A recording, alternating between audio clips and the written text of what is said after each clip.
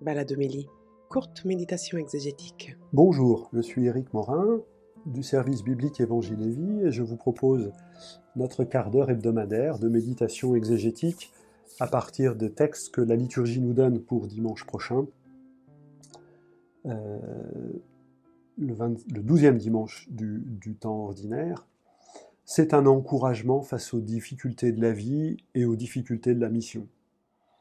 Pas besoin d'insister davantage pour dire que parfois les choses sont compliquées. Cette liturgie veut vraiment être un encouragement. Dans la langue biblique, encouragement et consolation, c'est un peu similaire et synonyme. Et pour ça, nous avons, dans la première lecture, un beau poème du livre de Jérémie. Dans Jérémie qui suit des difficultés. Autour de lui, on appelle à le dénoncer, on l'appelle épouvante partout, on essaye de le prendre à son propre piège. Et au milieu de toutes ces difficultés, sur lesquelles on va revenir, Jérémie confesse que le Seigneur est avec lui. Et qu'il est même déjà prêt à chanter sa louange, bien qu'il soit toujours dans les difficultés. Alors reprenons les choses. C'est quoi les difficultés de Jérémie ? Il y en a de plusieurs ordres. Avec sa famille, il est prophète au temps du roi Josias, lequel a décidé qu'il n'y aurait, pour adorer le Seigneur, qu'un seul et unique sanctuaire à Jérusalem. Et donc on a fermé les sanctuaires. On a fermé les sanctuaires. Imaginez que dans nos diocèses, les évêques décident qu'il y aurait la messe que à la cathédrale. Et on ferme les paroisses. C'est ça qu'a fait Josias, c'est aussi fort que ça. Et alors, comment ça concerne Jérémie ? Jérémie, on apprend au début du chapitre 1, verset 1, qu'il est de famille sacerdotale à Anathoth, une petite ville qui se trouve à une grosse heure de marche de Jérusalem. Et donc, on a fermé le sanctuaire. Et Jérémie est un prophète qui approuve cette réforme. Vous imaginez bien que la famille de Jérémie, ses frères, n'étaient pas d'accord avec lui. On voulait garder le sanctuaire de papa. C'est notre héritage. Alors, les dispositions de la réforme de Josias faisaient que les prêtres de ces sanctuaires du pays venaient à tour de rôle, dans un rôle plutôt subalterne, desservir le sanctuaire à Jérusalem. Là, c'est pas la même chose. Et donc, Jérémie a été en but avec ses frères, parce que sa passion pour le Seigneur il le faisait passer pour un traître, tout simplement. Ça, c'est un premier aspect. Deuxième aspect des difficultés qu'a rencontré Jérémie, c'est qu'en bon prophète du Seigneur, pour lui, il n'y a qu'une alliance, celle qui se fait avec Dieu. Et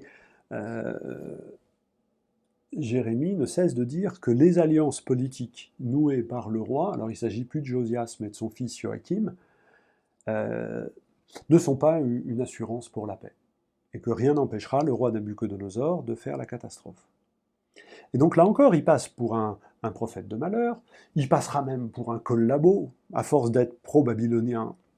Enfin, il passera il n'est pas pro-babylonien, il est pour le Seigneur. Mais du coup, on va le faire passer pour un pro-babylonien et presque même pour un collaborateur.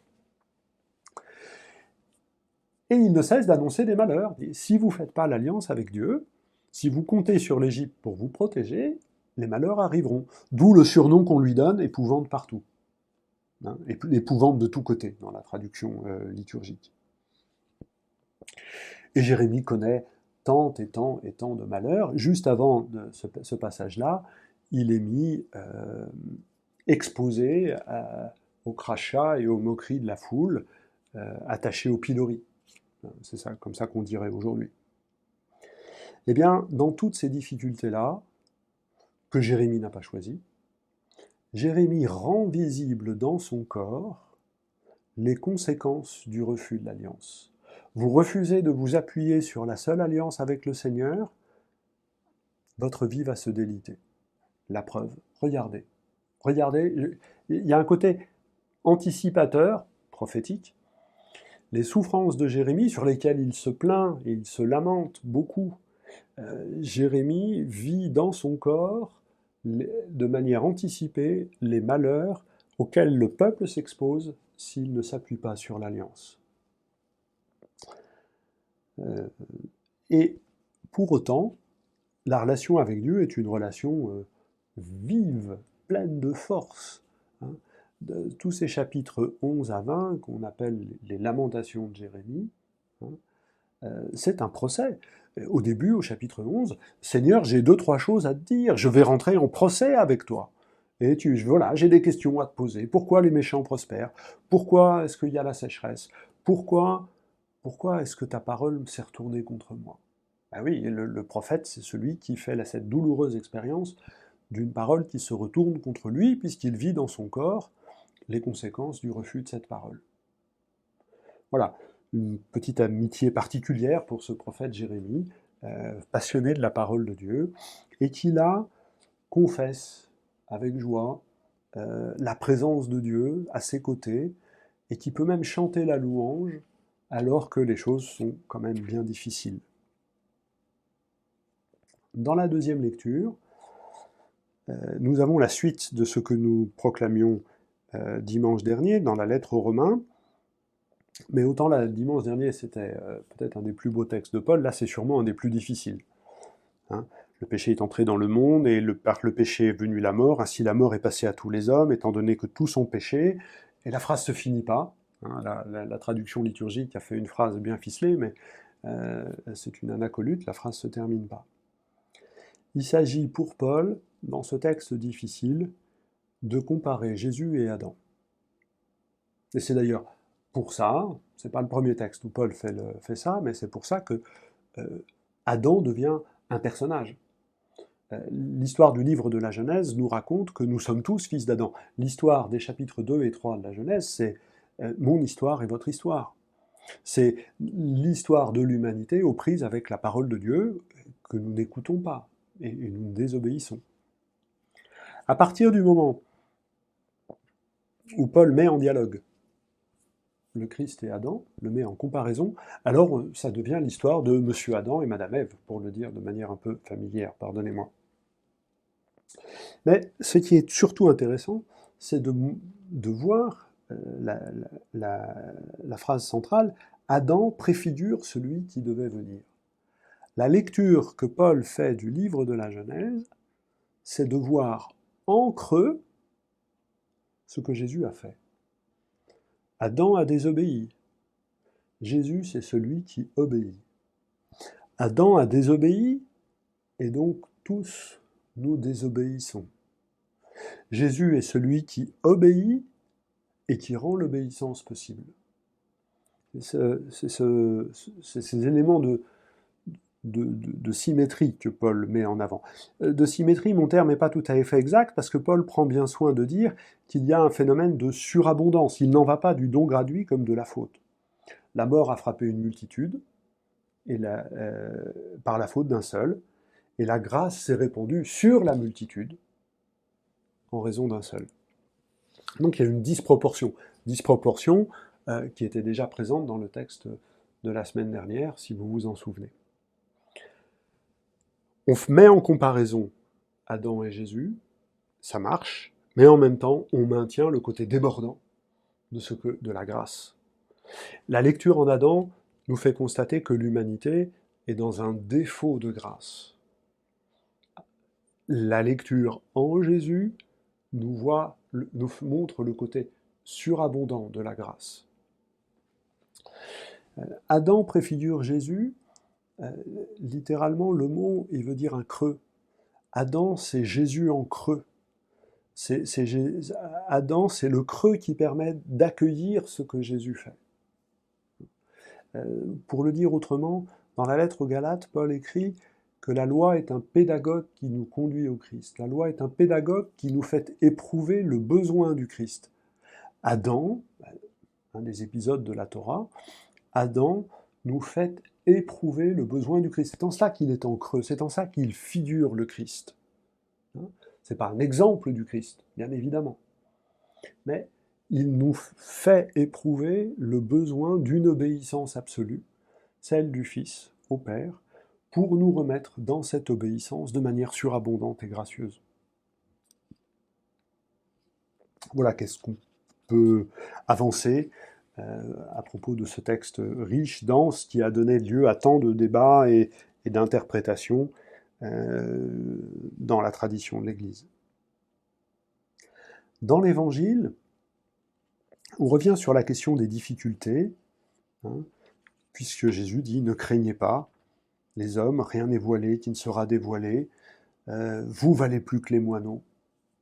On est toujours dans le discours missionnaire, mais cette fois-ci, Jésus annonce à ses disciples, après leur avoir donné l'ordre de mission, il leur dit ça va être compliqué. Ça va être compliqué et je vous demande de tenir bon. Finalement assez classique, non pas dans l'ordre de mission, mais dans le commentaire qui accompagne un ordre de mission. Sauf ce que dit Jésus déborde ce cadre-là. Jésus invite à accepter l'échec de la mission. C'est pas une course triomphale. Annoncer l'évangile, annoncer les prémices du règne, annoncer la mort et la résurrection de Jésus, c'est pas une marche triomphale, on en a tous fait l'expérience. L'évangile que nous annonçons ne nous protège pas des refus de l'évangile.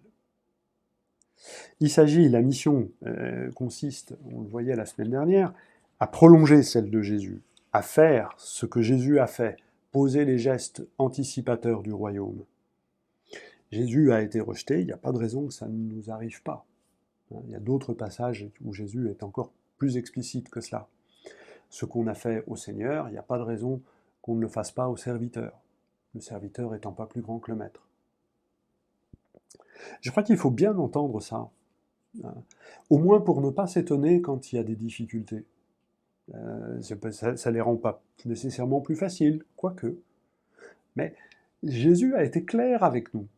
Jésus a été clair avec nous. Et il va même un peu plus loin, il nous permet de donner du sens à cela. Ce qui me touche le plus, c'est les phrases autour de « Quant à vous, même les cheveux de votre tête sont tous comptés. Soyez sans crainte, vous valez plus qu'une multitude de moineaux. » C'est-à-dire que la mission et les difficultés permettent aux disciples missionnaires de faire l'expérience de la sollicitude du Père. Au chapitre 6, dans le Sermon sur la montagne, Jésus nous a déjà invités à vivre l'abandon entre les mains du Père. Chaque jour suffit sa peine, demandez le royaume et la justice, et tout cela vous sera donné par surcroît. Regardez les lys des champs. Voilà, cette sereine abandon entre les mains du Père pour pouvoir accueillir ce que Dieu donne chaque jour, parce que le don de Dieu fait que chaque jour est un jour différent. Eh bien, dans la mission, nous allons faire de manière privilégiée, particulière, cette expérience de la sollicitude du Père. 2 moineaux ne sont-ils pas vendus pour 1 sou? Or, pas un seul ne tombe à terre sans que le Père ne le veuille.